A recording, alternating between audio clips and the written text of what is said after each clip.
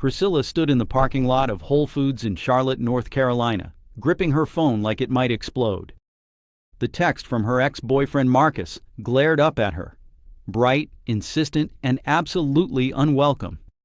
"Still thinking about us? Can we talk? I miss what we had." "What we had was you flirting with my cousin at Thanksgiving," she muttered, shoving the phone into her pocket. She'd blocked him twice already, but somehow he kept finding new numbers to harass her with. 3 months of peace. And now this. Her best friend Janelle had been clear about the solution that morning over FaceTime. "Girl, you need to hire someone. Make Marcus think you've moved on. He'll leave you alone once he sees you're unavailable." "That's crazy," Priscilla had protested. "No, crazy is letting him keep texting you while you're trying to heal. There's this app, RentADate. People use it all the time for weddings and family reunions. Just get someone for a week, post a few pictures, and Marcus will get the message." Now, sitting in her car with her Cameroonian mother's voice echoing in her head about dignity and self-respect, Priscilla pulled up the app. Her thumb hovered over the screen.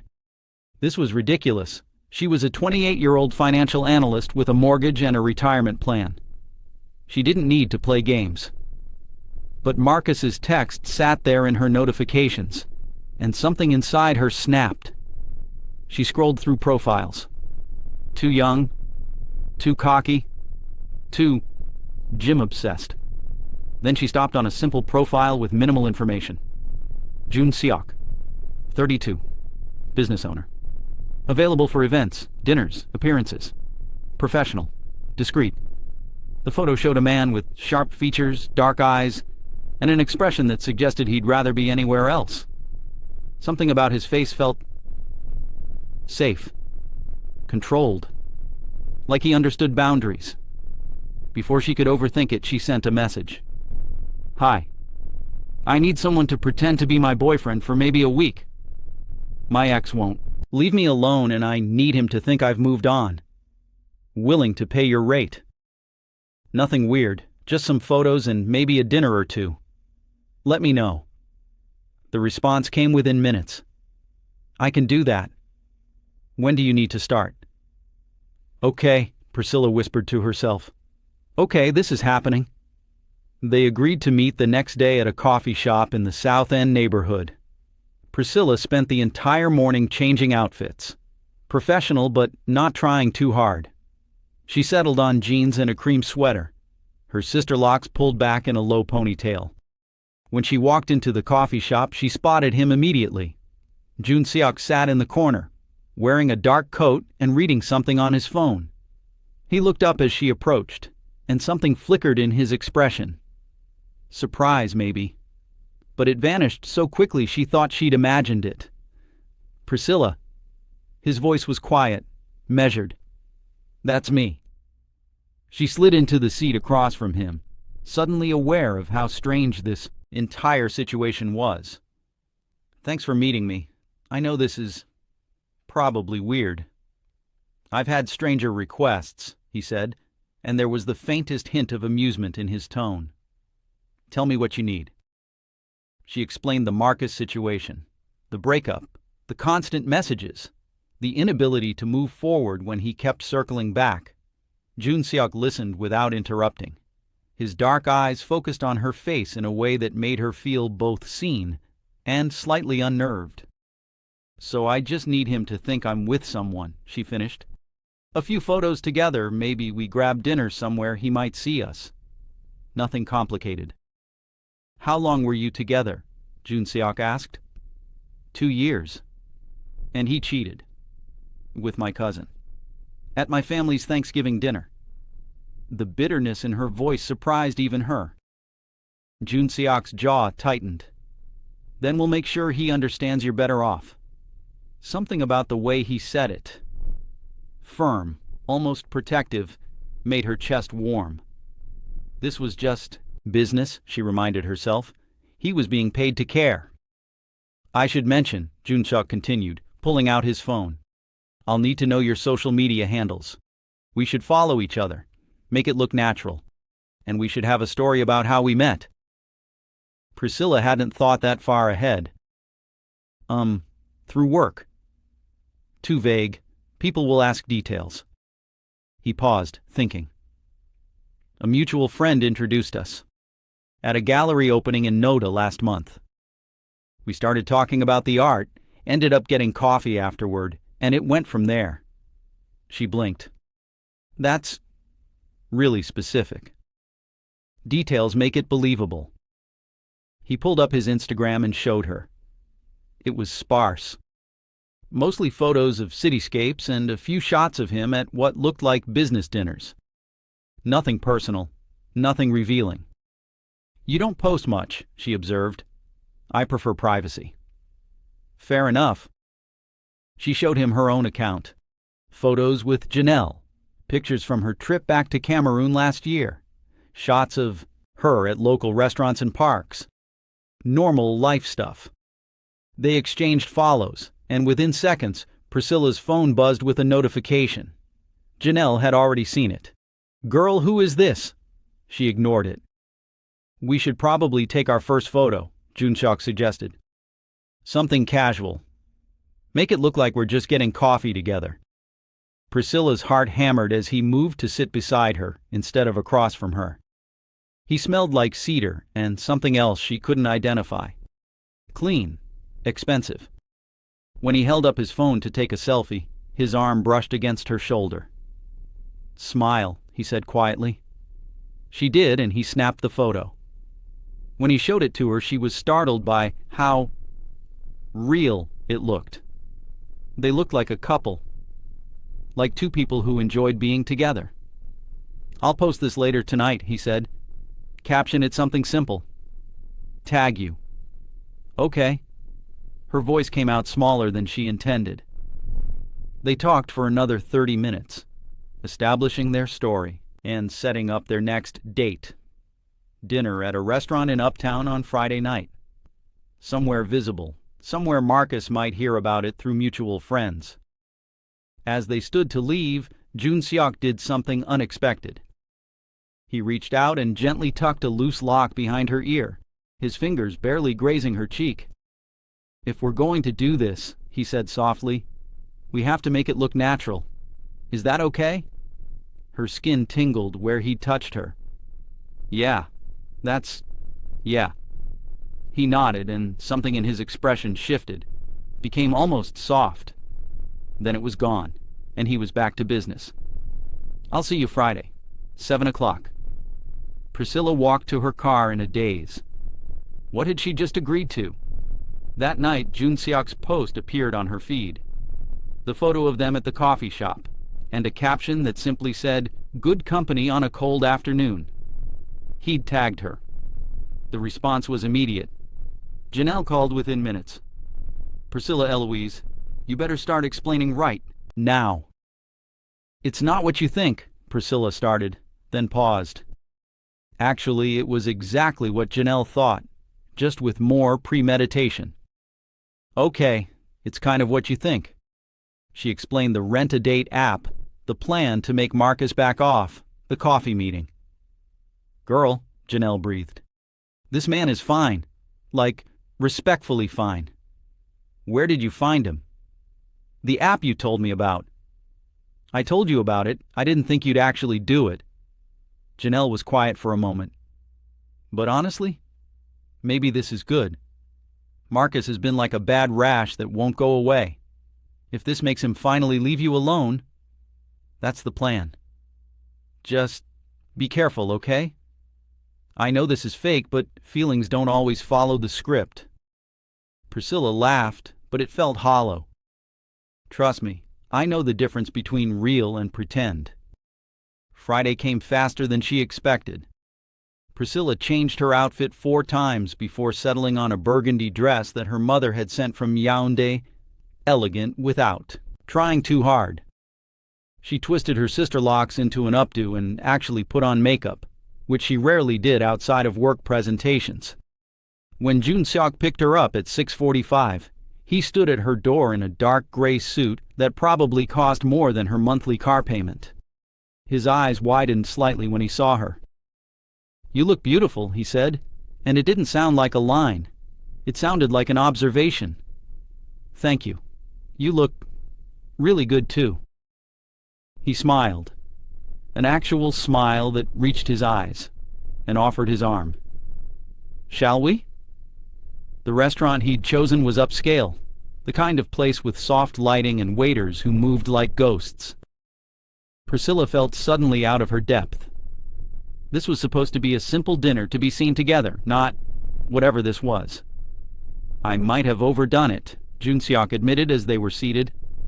"I don't usually do casual."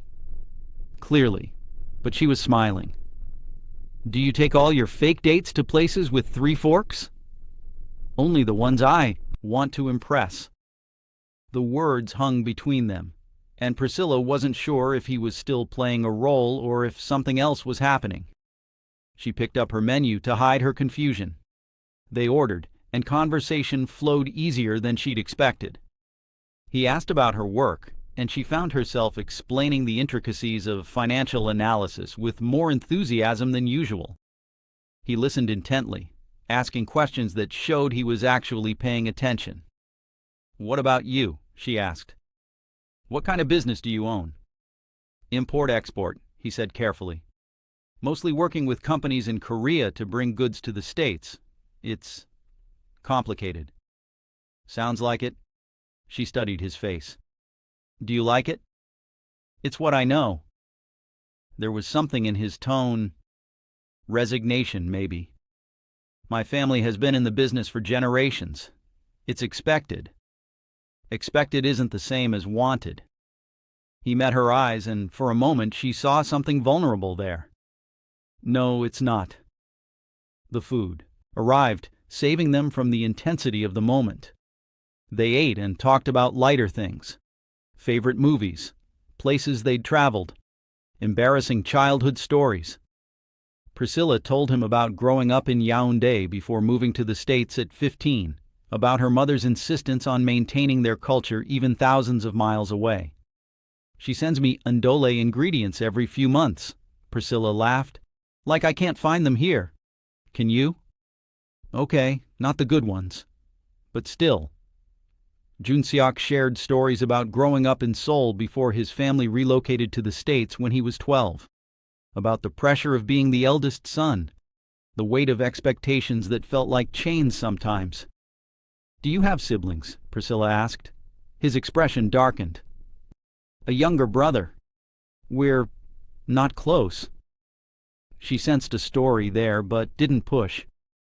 Instead, she reached across the table and touched his hand. Just briefly. "Family's complicated." "Yes." His fingers turned, catching hers for just a second before releasing. "It is." They took photos throughout the dinner. Joon-Seok had insisted.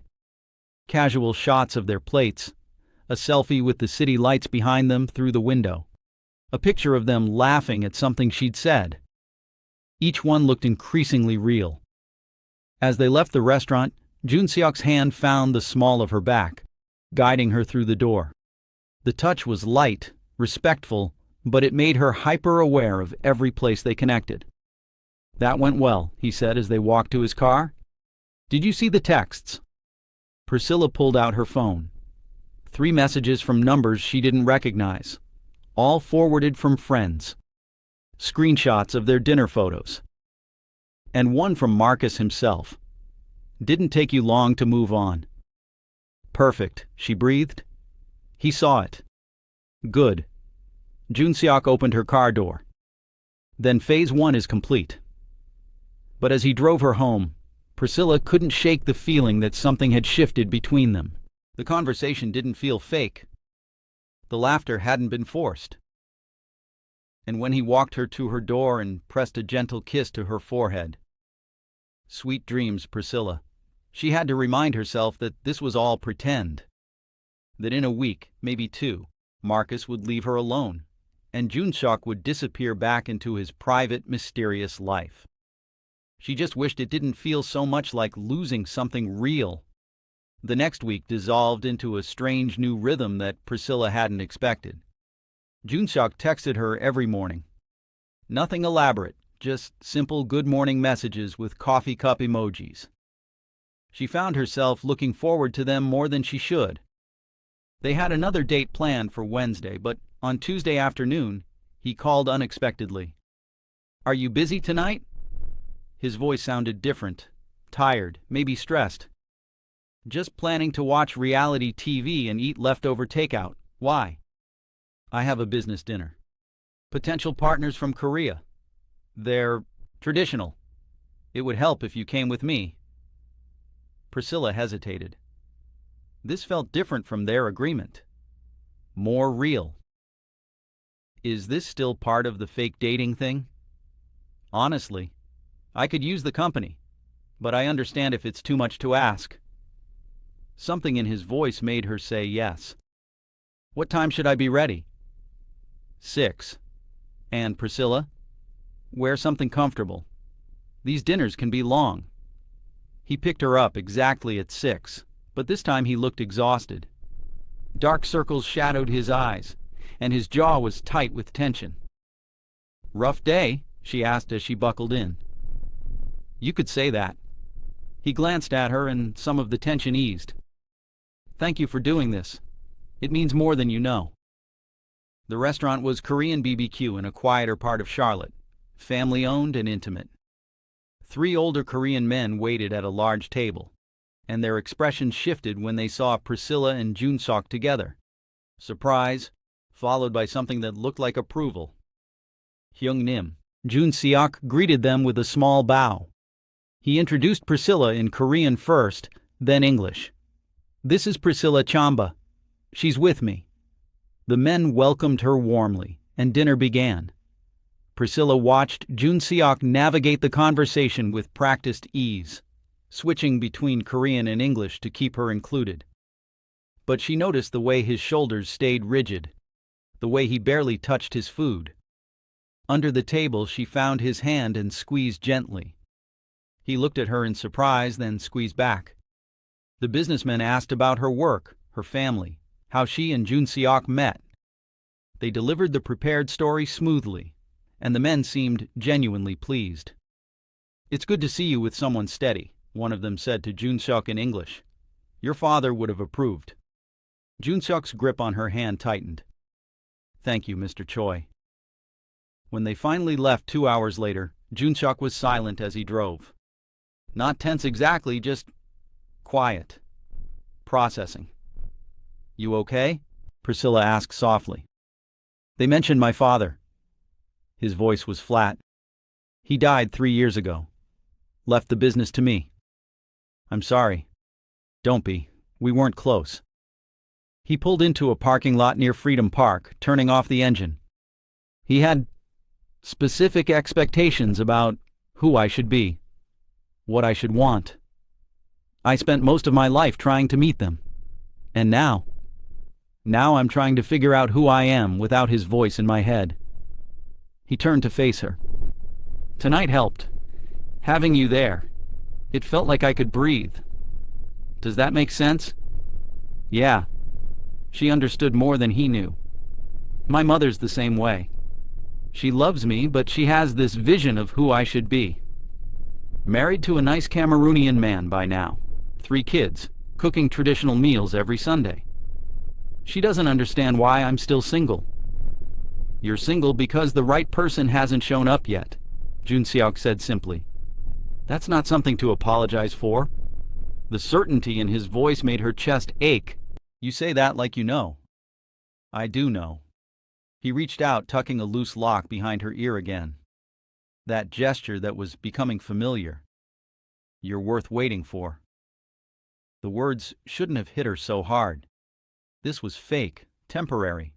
But sitting in his car with the park lights casting shadows across his face, it felt devastatingly real. "Joon-Seok, I know," he said quietly. "This is just pretend. I know that." But neither of them moved away. Over the next few days, their arrangement shifted into something neither had planned for. Joon-Seok started showing up at her office to bring her lunch.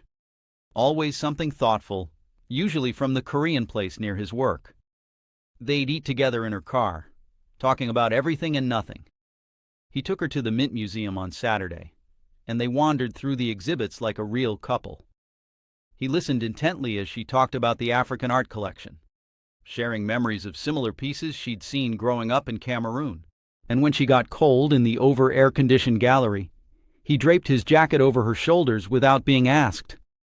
"You're really good at this," she commented as they looked at a contemporary installation. "At what?" "The boyfriend thing. Making it feel real." He was quiet for a long moment. "Maybe that's because some of it is real." Her heart stuttered. "Joon-Seok." "I know the agreement," he said quickly. "I'm not trying to complicate things, but I like spending time with you. Is that okay?" "Yeah." Her voice came out breathless. "That's okay." They took a selfie in front of her favorite painting, a vibrant piece by a Senegalese artist. Joon-Seok pulled her close, his arm around her waist, and she leaned into him naturally. When she posted it later, the comments flooded in from friends she hadn't heard from in months. And one from Marcus. "Looks fake." She showed it to Joon-Seok later that evening over FaceTime. They'd started calling each other at night just to talk, before bed. "He's getting desperate," Joon-Seok observed. "Good. You really don't like him, do you?" "I don't like anyone who doesn't appreciate what they had." His expression was serious. "You deserved better than him." "Past tense," she pointed out. "I deserve better." "Present tense," he agreed, smiling. "You deserve everything." The following week brought unexpected complications.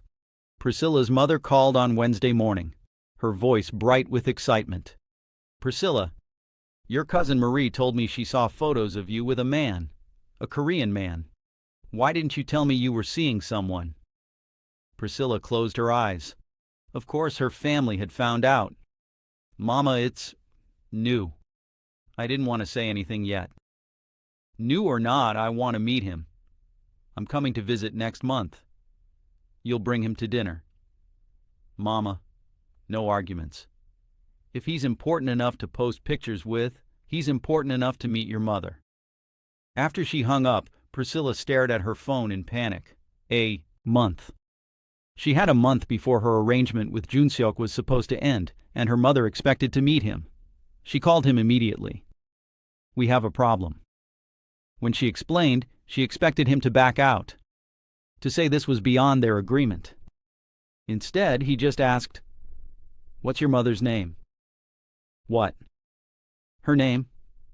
If I'm meeting her, I should know what to call her." You're okay with this?" "Priscilla, I already told you I like spending time with you." "Meeting your mother doesn't change that." He paused. "Unless you don't want me to." "No, I want you to." "But Joon-Seok, my mother's going to ask questions. She's going to want to know if we're serious. She's going to start talking about marriage and grandchildren and—" "We'll handle it," he said calmly. "Together, okay?" "Okay," she whispered, and wondered when this had stopped being fake for her too. That Saturday, Joon-Seok took her to an arcade in the university area. Something completely unexpected. "I used to come to places like this with my brother," he explained as they walked through the neon-lit space. "Before things got complicated between us." "What happened?" Priscilla asked gently. "He wanted a different path. Wanted to leave the family business. Do his own thing. My father didn't take it well. And I stayed. I chose loyalty to the family over supporting my brother." His voice was heavy with regret. "We haven't spoken in 2 years." "That's not too late to fix," she said. "Maybe." He fed coins into a racing game. "Come on, I bet I can beat you." She laughed. "Oh, you're on." They spent 2 hours playing every game in the arcade. Racing games, basketball hoops, skee-ball.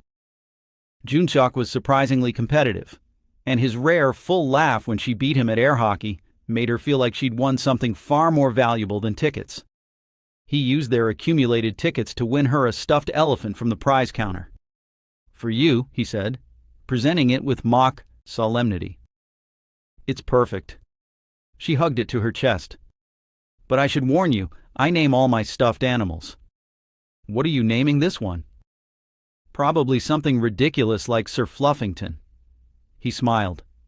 I wouldn't expect anything less. As they walked back to his car, he reached for her hand naturally.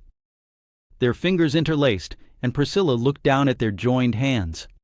His larger, darker from the sun. Hers smaller and softer. It felt right in a way that scared her. Joon-Seok, she started, then stopped. What is it? This doesn't feel fake anymore. He stopped walking, turning to face her. The parking lot lights cast golden shadows across his face. No, it doesn't. What are we doing? I don't know, he admitted. But I know I don't want to stop. She should have been the sensible one. Should have reminded them both that this started as a business arrangement. But when he raised her hand to his lips and pressed a soft kiss to her knuckles, all her sensible thoughts scattered. Me neither, she whispered. They stood there in the parking lot for a long moment, just holding hands and looking at each other, and Priscilla felt the last of her walls crumble. This was real. Whatever they'd started, it had become something neither of them could walk away from easily. The drive back to her place was quiet, comfortable. When he walked her to her door, she turned to face him. Thank you for tonight, for the arcade, and the elephant, and everything. Thank you for helping me remember how to have fun. He tucked that same stubborn lock of hair behind her ear. I'll call you tomorrow? You better. He leaned down and pressed a kiss to her forehead. Lingering, gentle. Good night, Priscilla. She watched him walk back to his car, hugging Sir Fluffington close, and admitted to herself what she'd been denying for weeks. She was falling for him, hard, and she had absolutely no idea what to do about it. The shift in their relationship was subtle but undeniable. Joon-Seok started calling her during his lunch breaks, not just texting. They'd talk about their days, their frustrations, their small victories. He told her about difficult negotiations with suppliers, and she vented about demanding clients who couldn't understand basic financial concepts. You should hear yourself when you talk about your work, he said one afternoon. You light up. I do not light up. I get passionate. Same thing. She could hear the smile in his voice. It's attractive. The word hung between them. Attractive. Not cute or interesting. Attractive. You can't say things like that, she protested weakly. Why not? It's true. She didn't have an answer for that. 2 weeks before her mother's visit, Joon-Seok called with an unexpected invitation. How do you feel about meeting my family? Priscilla nearly dropped her phone. Your family? Just my mother and aunt. Not my brother. I told you we're not talking. But my mother heard about you, from the business partners, and she wants to meet you. He sounded nervous, which was so unlike him that it made her nervous too. I understand if it's too much. This wasn't part of our agreement. Joon-Seok, we stopped following the agreement weeks ago. Fair point, he laughed softly. So, will you come? Sunday dinner at my mother's house? Okay, yeah, I can do that. She paused. Should I be terrified? Probably a little. My mother's intense. But she'll love you. How could she not? Sunday arrived with clear skies and Priscilla's absolute panic about what to wear to meet a Korean mother. She called Janelle in crisis mode. What do I wear? What do I bring? Do I bow? How do I even bow? Girl, breathe, Janelle commanded. You're meeting his mother, not the queen. Just be yourself. That's who he likes anyway. But what if she doesn't like me? What if she thinks I'm not good enough for him? Then that's her problem, not yours. But honestly, from everything you've told me about Joon-Seok, his mother's going to take one look at how he looks at you and know exactly what's happening. How does he look at me? Like you hung the moon and organized all the stars by color. Janelle's voice was gentle. And you look at him the same way, even if you don't realize it yet. Priscilla settled on a modest dress in deep emerald, hair down in soft waves. When Joon-Seok picked her up, his eyes widened. Wow, you look… wow. Too much? Perfect. You look perfect. He handed her a small box. I got you something. For courage.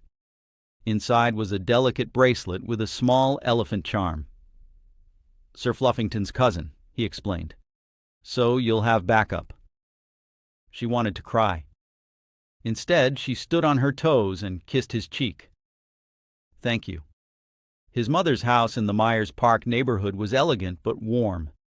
Mrs. Han answered the door herself, a petite woman with sharp eyes that immediately assessed Priscilla from head to toe.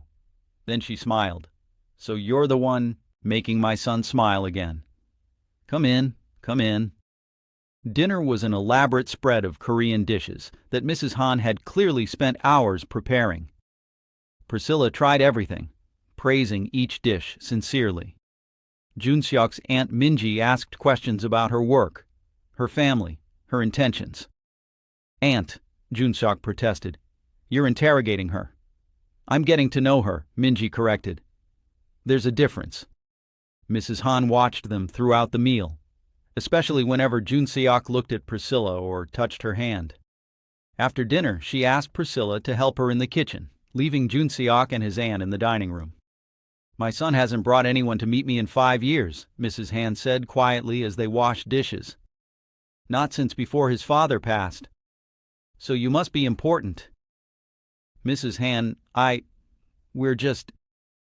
You're just falling in love with each other and dancing around admitting it, the older woman finished calmly. I may be old, but I'm not blind. I see how he looks, at you, like your oxygen. Priscilla's hands stilled in the soapy water. I don't want to hurt him. Then don't. But don't waste time pretending you don't feel what you feel either. Life's too short. Mrs. Han touched her arm gently. And for what it's worth, I like you. You make him laugh. You make him light. That's worth more than anything. When they rejoined the others, Joon-Seok gave her a questioning look. She smiled and nodded, and his shoulders relaxed. The ride home was quiet, comfortable. But as they pulled up to her apartment, Priscilla's phone rang. An unknown number. She answered without thinking. Hello? Priscilla, it's Marcus. She froze. Joon-Seok's eyes sharpened and he mouthed, Put it on speaker. She did. Marcus, I thought I made it clear we're done talking. Come on, Ren. This whole thing with the Korean guy. It's just for show, right? To make me jealous? Because it worked. I miss you. I made a mistake, and I want to fix it. Joon-Seok's jaw clenched, but he stayed silent. Marcus, it's not for show. I've moved on. We're not getting back together. Ever. You can't mean that. What we had was real. What we had was you cheating on me with my cousin, Priscilla snapped. At Thanksgiving, while I was in the kitchen making your favorite sweet potato pie. So no, what we had wasn't real. At least not for you. I apologized for that. How many times do I have to say I'm sorry? You don't have to say it anymore because I don't care. I'm with someone who actually respects me. Who shows up when he says he will. Who doesn't make me feel like I'm crazy for having basic expectations. Joon-Seok reached over and took her free hand, squeezing gently. This is ridiculous, Marcus spat. You're being dramatic. When this fake relationship falls apart, don't come crying back to me. It's not fake, she said firmly, looking directly at Joon-Seok. And even if it was, I'd rather be alone than with someone who treats me the way you did. Lose my number, Marcus. For real this time. She hung up, hands shaking. I can't believe he actually… Hey. Joon-Seok cupped her face gently. You handled that perfectly. I'm proud of you. I meant what I said, she whispered. About it not being fake. Good. His thumb brushed her cheek. Because I meant it when I said you deserved everything. And I want to be the one to give it to you, if you'll let me. "This is probably a terrible idea," she said, even as she leaned into his touch. "Probably, but the best things usually are." She laughed, and it broke the tension. "Your mother said we're falling in love and dancing around admitting it." "My mother's very wise." "Are we? Falling in love?" "I don't know about you," he said softly, "but I'm already there."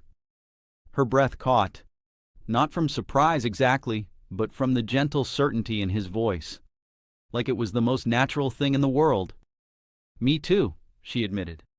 "I'm already there too." He kissed her forehead, lingering.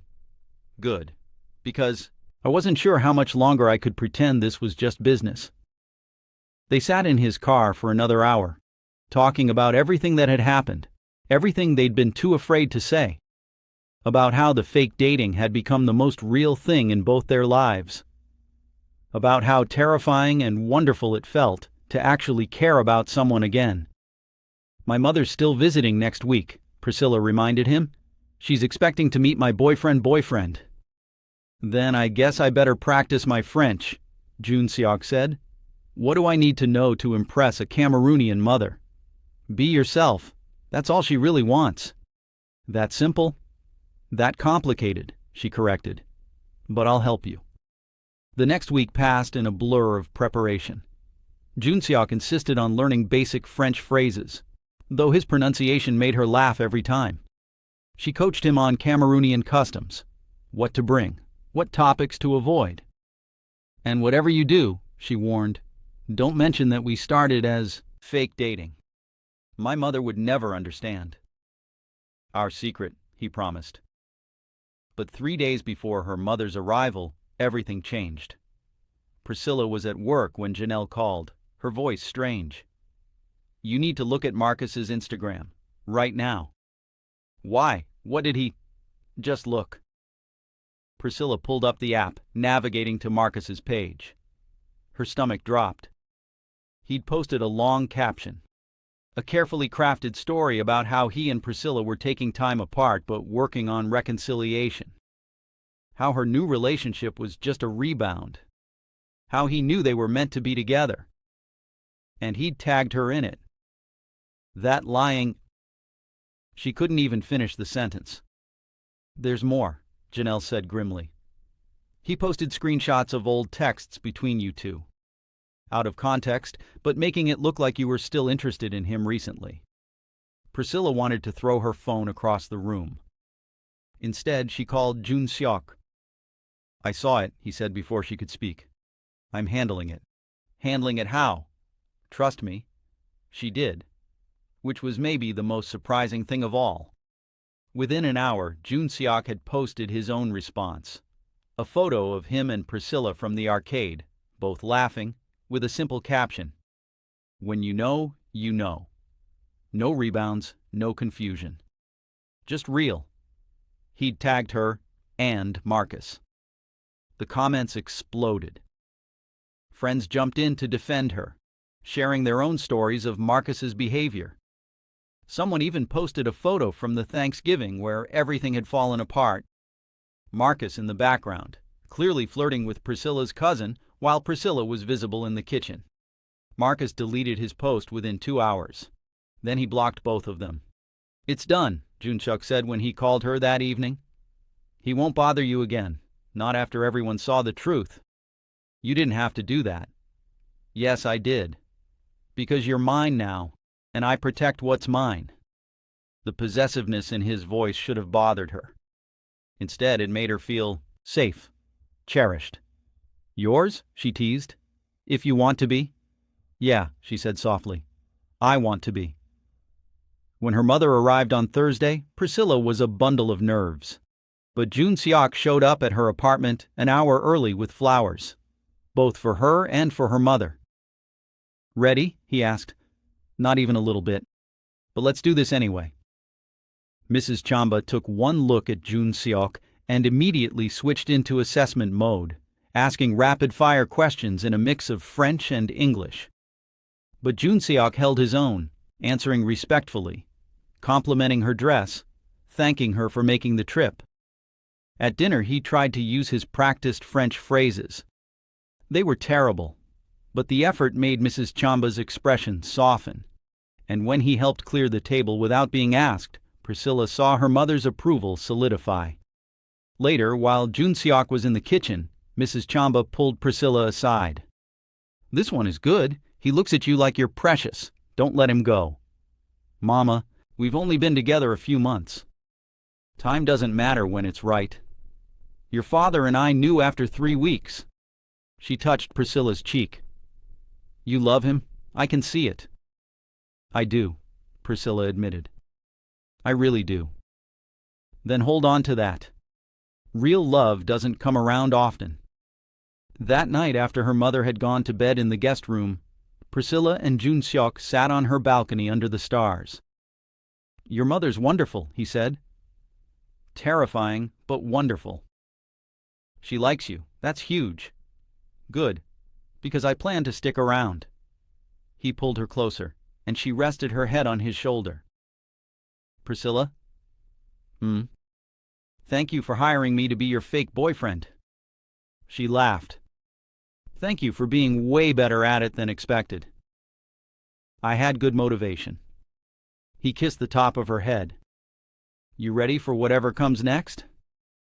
She thought about it, about how they'd started as a business arrangement and become something infinitely more complicated and beautiful.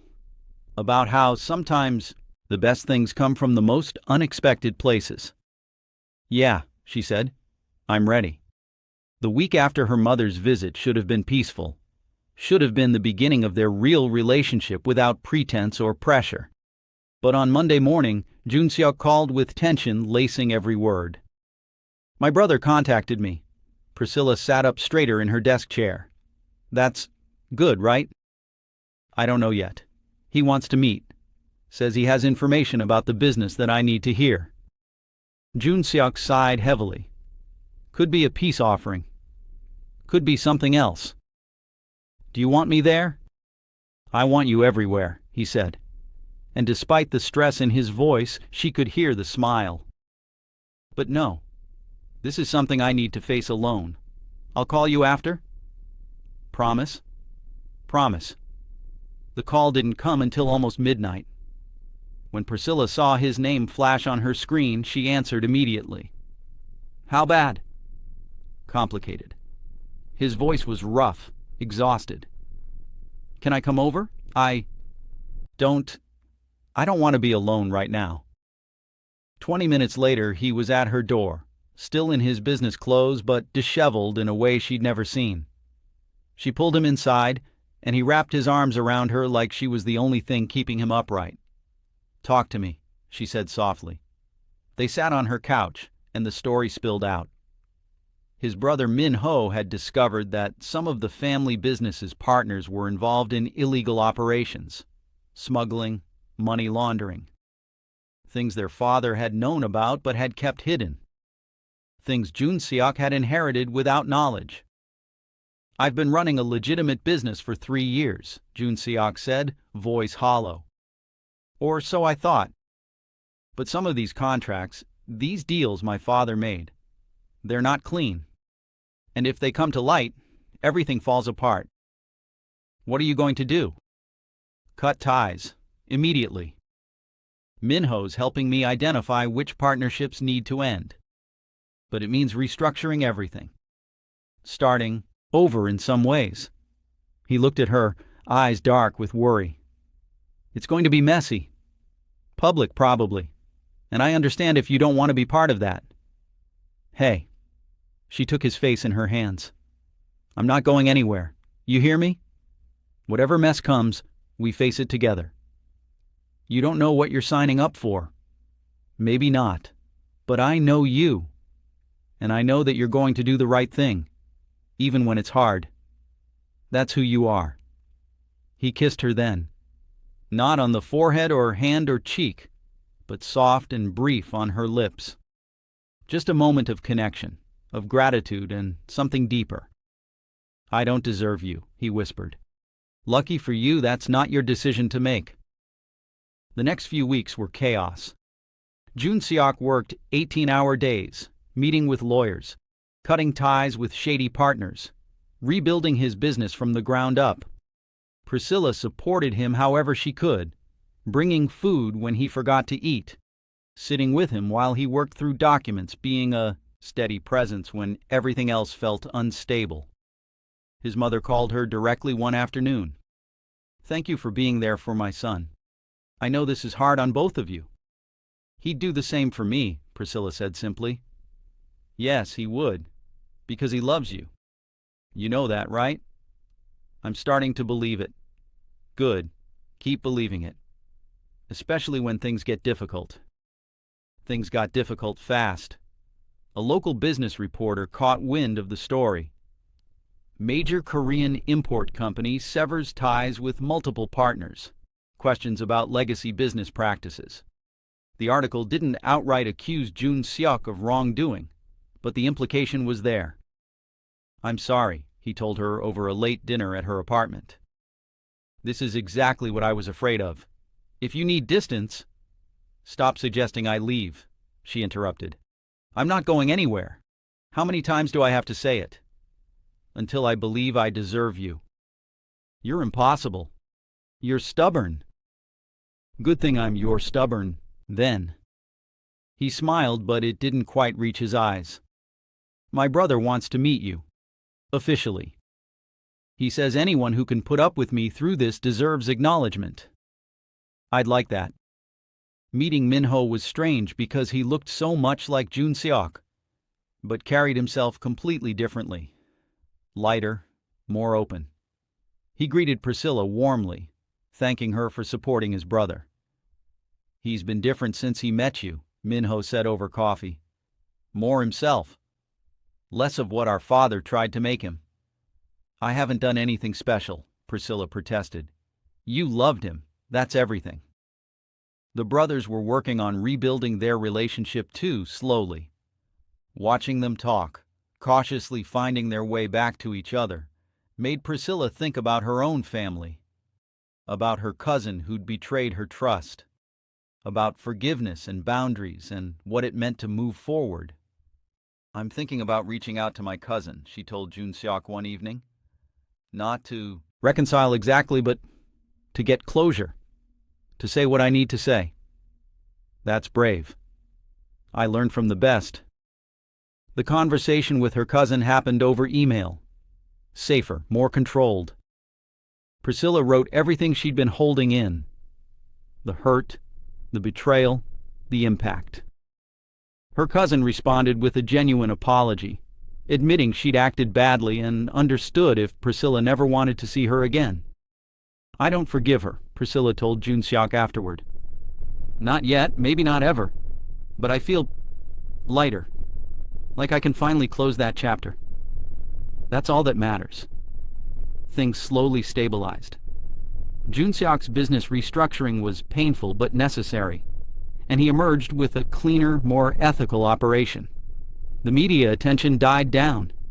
Marcus had completely disappeared from her life. But just when everything seemed to be settling, Priscilla's mother called with news. "Your grandmother is sick. Not terribly, but enough that I'm going back to Cameroon for a while. I want you to come with me." Priscilla looked at Joon-Seok, who was reading on her couch, completely comfortable in her space. They'd been together for real now for 3 months. But a trip to Cameroon was different. It meant meeting her entire extended family. It meant declarations and questions and pressure. "Mama, I don't know if I can take that much time off work." "Your grandmother asked for you specifically." "Please, Priscilla." She couldn't say no to that. But when she explained to Joon-Seok, she expected him to be relieved at the reprieve. Instead, he asked, "Can I come with you?" "To Cameroon?" "Joon-Seok, that's meeting my entire family. That's a big step." "I'm aware. But I want to know where you come from. I want to meet your grandmother. And I want to show your family that I'm serious about you." He took her hand. "If you want me there." "I do. But it's going to be intense. Everyone will have opinions. My aunties will probably try to feed you until you explode. My uncles will ask uncomfortable questions about your intentions. I can handle intense, as long as I have you. 2 weeks later, they landed in Yaoundé. The heat hit Priscilla like a warm blanket, familiar and comforting. Joon-Seok looked around with genuine interest, taking in the city, the sounds, the chaos. Her grandmother's house was full of family, aunties, uncles, cousins, all gathering to check on her health and meet Priscilla's mysterious boyfriend. Joon-Seok handled it all with grace, bowing respectfully, accepting food he'd never tried, attempting basic French phrases that made everyone laugh. Her grandmother, tiny and fierce at 86, took one look at him and nodded approvingly. "This one has a good heart. I can see it." "How can you tell, Grand-mère?" Priscilla asked. "The way he looks at you, like you're the son. Also, he's patient with your Uncle Claude's terrible jokes. That takes real character." The week in Cameroon was eye-opening. Joon-Seok fit himself into her family's rhythms, helping with cooking, playing with her young cousins, sitting with her grandmother to listen to stories. Priscilla watched him charm her entire extended family without even trying. "You're good at this," she commented one evening as they walked through the neighborhood. "At what?" "Being part of something. Being family. I like your family. They're loud and chaotic, and they actually talk to each other. My family was always so formal, so controlled. This is nice." They visited the markets, the botanical gardens, places Priscilla had loved as a child. Joon-Seok took photos of everything, asking questions, genuinely engaging with her culture and her roots. "Thank you for bringing me here," he said on their last night, as they sat on her grandmother's porch watching the sunset. "For letting me see this part of you. Thank you for wanting to see it." He kissed her hand, then her forehead. "I love you. You know that, right?" It was the first time he'd said it, explicitly. No hedging, no dancing around. Just simple truth. "I love you too," she whispered back. "So much." Flying back to Charlotte felt bittersweet. They'd been in a bubble in Cameroon, surrounded by family and love and acceptance. Real life waited back home. Work pressures, ongoing business restructuring, the daily grind. But as they collected their luggage and headed to Joon-Seok's car, Priscilla realized something important. The bubble hadn't been Cameroon. The bubble was them, the way they'd built something solid together, something that could withstand pressure and distance and family drama. "What are you thinking?" Joon-Seok asked as he drove. "That this is real, that we're real, and that I wouldn't trade this for anything." "Good." He reached over and took her hand. "Because I'm in this for the long haul, just so you know." "How long of a haul are we talking?" "Forever, if you'll have me." It should have been scary. They'd only been together for a few months. But Priscilla had learned that time didn't determine the depth of connection. Sometimes you just knew. "Forever sounds good," she said softly. 3 months later, Joon-Seok took her back to Freedom Park, the same place they'd parked after his difficult business dinner, when things had first shifted between them. They walked along the path as the sun set, talking about everything and nothing. Then he stopped, turning to face her. "Priscilla Chamba, I hired you to be my fake girlfriend to help with a business dinner. You hired me to make your ex leave you alone. Neither of us had any idea what we were starting." Joon-Seok. He pulled out a small box, and her heart stopped. "I'm not asking you to marry me. Not yet. But I'm asking you to keep choosing me. Keep choosing us. Keep building this life we're creating together." He opened the box to reveal a simple, elegant promise ring. "This is me saying I'm all in. Completely. No more pretending, no more contracts. Just us being real." Tears streamed down her face. "Yes, obviously yes." He slipped the ring on her right hand, then pulled her close for a kiss. Gentle, sweet, full of promise. "I love you." he whispered against her forehead. "I love you too." They stood there as the sun painted the sky gold and pink, two people who'd found each other through deception and built something beautifully true. The fake dating app had long been deleted from both their phones. Marcus was a distant memory. The business troubles had settled into a new, more honest normal. All that remained was them, choosing each other every single day. And that, Priscilla thought as Joon-Seok held her close, was the most real thing of all. So if you made it to this point, thank you so much for watching. Probably leave a comment telling me what you think about Priscilla and Joon-Seok's journey from fake to forever. And hey, if you loved this story, hit that like button and subscribe because I've got more romance coming your way that you absolutely don't want to miss.